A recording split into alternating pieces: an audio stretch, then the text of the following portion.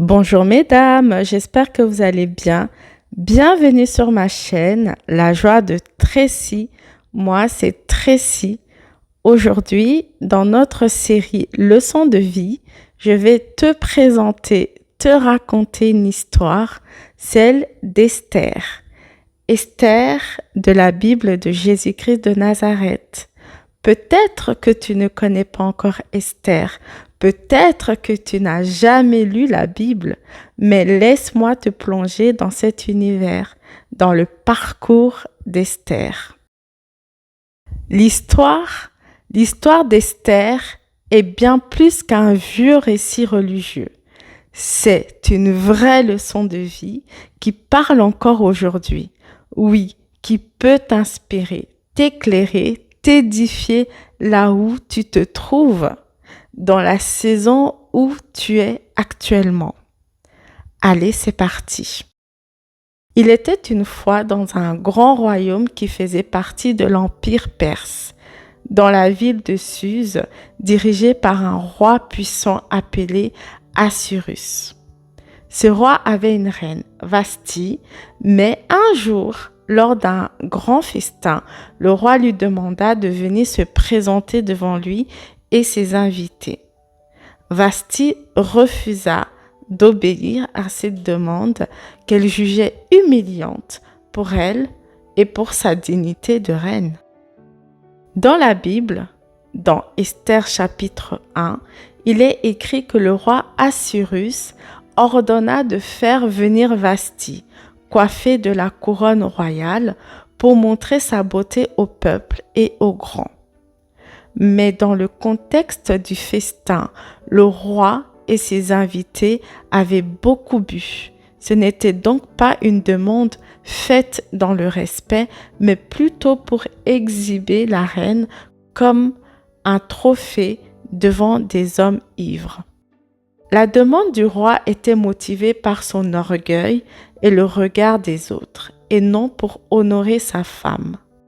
Après son refus, les conseillers du roi lui dirent de la répudier, craignant que son exemple n'encourage toutes les femmes de l'Empire à désobéir à leur mari. Alors, furieux, le roi décida de chasser Vasthi et de chercher une nouvelle reine, une nouvelle épouse. Alors, une sorte de concours fut organisé pour rassembler les jeunes filles les plus belles du royaume de Suse. Parmi elles, une jeune fille belle, discrète et simple, appelée Esther. Esther avait perdu ses deux parents très jeunes, et c'est son oncle Mardochée qui l'avait élevée comme sa propre fille. Esther ne venait pas d'une famille noble.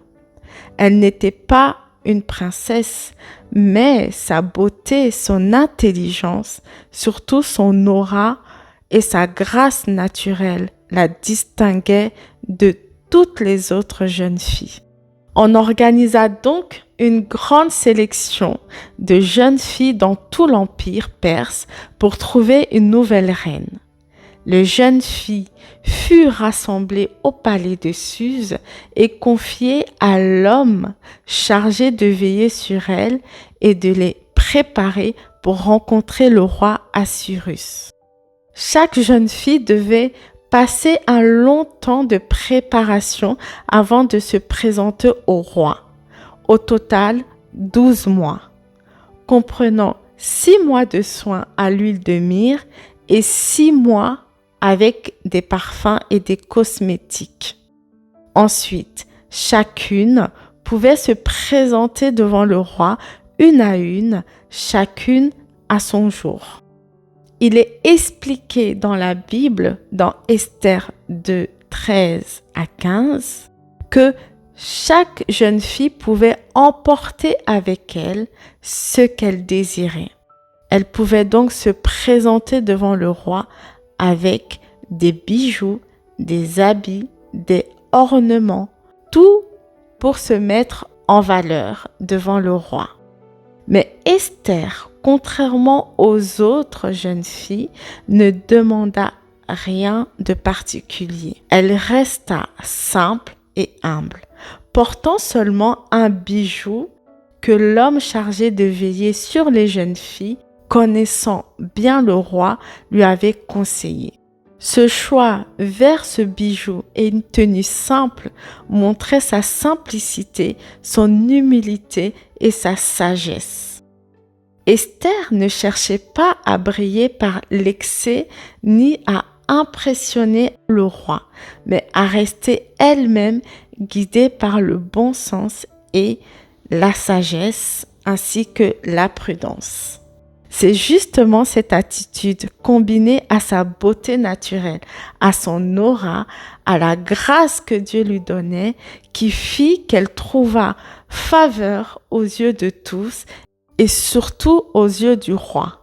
La Bible dit dans Esther 2, 17, « Le roi aima Esther plus que toutes les autres jeunes filles. Elle trouva grâce et faveur devant lui plus que les autres. Il plaça donc sur sa tête la couronne royale. Le roi Assuérus fut touché non seulement par sa beauté extérieure, mais aussi par son attitude humble et gracieuse. Et c'est ainsi que Esther devint sa nouvelle reine. Mais Esther portait un grand secret pour cette époque. Elle était juive et son peuple vivait en minorité dans ce royaume, exposé aux menaces et à la haine. Son oncle Mardochée lui conseilla de ne jamais révéler ses origines et elle obéit. Un jour, un homme nommé Aman, très haut placé, riche et influent dans le royaume, jaloux et orgueilleux, surtout envers Mardochée, et qui détestait le peuple juif, manipula le roi Assuérus et fit voter une loi terrible. Il voulait exterminer tout le peuple juif. Le décret fut signé et le jour de l'extermination fixé. Quand Mardochée apprit la nouvelle, il se tourna vers Esther et lui dit « Tu dois parler au roi. Tu es la seule qui puisse changer les choses. » Mais pour Esther, ce n'était pas si simple que ça. Dans le palais du roi Assuérus, même la reine ne pouvait pas se présenter librement devant le roi.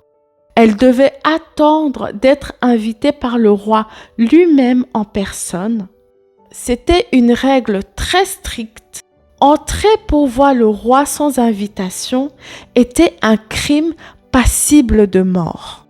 Le roi pouvait venir à sa reine ou l'appeler, mais la reine ne pouvait jamais décider seule de voir le roi. Esther devait donc choisir, risquer sa vie pour sauver son peuple ou garder le silence et rester protégée, rester dans le confort du palais pendant que les autres Juifs se faisaient tuer. Elle prit le temps de jeûner, de prier, puis, avec un courage immense, elle décida de se présenter devant le roi. Ce jour-là, tout pouvait s'effondrer pour elle. Elle pouvait y perdre la vie, mais elle choisit d'y aller quand même. Le roi l'accueillit malgré l'indignation des autres hommes présents avec lui. Le roi tendit donc son bâton royal pour la gracier, lui donnant ainsi l'autorisation d'être là sans y avoir été invité, et lui demanda ce qu'elle désirait. Avec sagesse et stratégie, Esther révéla au roi le complot d'Aman. Le roi, bouleversé, ordonna que son peuple, le peuple des Juifs, le peuple d'Esther, soit sauvé. Alors, qu'est-ce qu'on retient de cette histoire? On comprend que grâce au courage d'une jeune femme simple, discrète, sage, mais déterminée, une nation entière fut préservée de la mort. Quand je pense à Esther, je vois une jeune fille qui aurait pu rester tranquille, profiter du luxe et de la sécurité de son palais, mais qui a choisi de prendre des risques pour répondre oui et amen à la volonté de Dieu, pour répondre à son appel, à sa destinée de protéger ce que Dieu aimait, ce que Dieu aime toujours, son peuple, le peuple de Dieu. Esther a été dirigée là, vers cette royauté. Sa position de reine à Suse dans l'empire perse était pour la gloire de Dieu. C'était donc l'appel de Dieu pour Esther, faire la différence, sauver son peuple, sauver le peuple de Juifs, sauver le peuple de Dieu.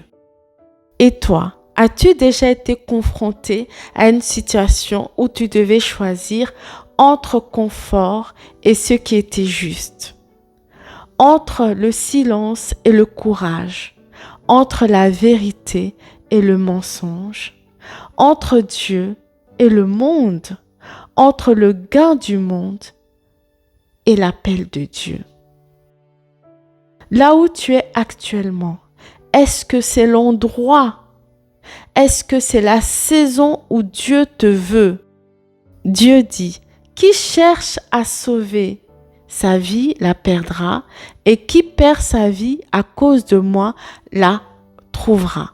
Matthieu 10, 39 dans Sommaire.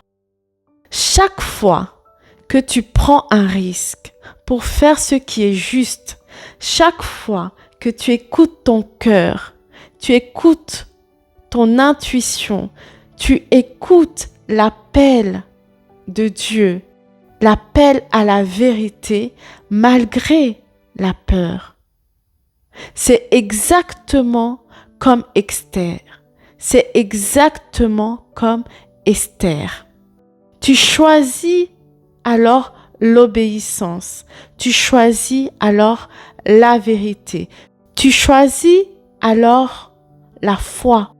Et tu permets ainsi à Dieu d'accomplir de grandes choses, de belles choses à travers toi. Crois que, comme Esther, toi aussi tu es appelé à faire quelque chose pour Dieu. Dieu dit, la moisson est grande, mais il y a peu d'ouvriers. Matthieu 9, 37 dans Sommaire. Peut-être qu'en ce moment précis de ta vie, tout te dit le contraire, mais garde jalousement et précieusement cette vérité. Toi aussi, tu es missionnaire. Oui, tu es missionné du Saint-Ciel ici-bas sur la terre des hommes. Voilà, mesdames, on arrive à la fin de notre épisode. Merci d'avoir pris ce temps avec moi. Si ce partage t'a plu, si cela t'a aidé, éveillé d'une certaine façon, n'hésite pas à le partager à quelqu'un que tu penses, à quelqu'un qui pourrait en avoir besoin, à quelqu'un qui pourrait avoir besoin d'entendre qu'elle aussi compte toujours pour Dieu et que Dieu l'appelle encore aujourd'hui. Surtout, n'hésite pas à liker. Cela est gratuit, ça ne te coûte rien. N'hésite pas aussi à t'abonner pour ne pas manquer le prochain épisode de cette série Leçons de vie. Pour terminer, surtout souviens-toi, même dans la peur, même dans la solitude, même dans l'abandon, même dans le doute, même dans le manque d'estime de soi, le manque d'amour, même dans l'incertitude, Dieu est encore capable. Oui, il est toujours capable, même encore dans ta saison actuelle, aujourd'hui, de transformer toute chose. Il est capable de transformer ton courage et tes prises d'initiative en bénédiction. Encore une belle leçon de vie à méditer aujourd'hui. Tu en penses quoi? En tous les cas, à très vite. Prends bien soin de toi et que Dieu te bénisse dans le nom puissant de Jésus-Christ de Nazareth. Amen.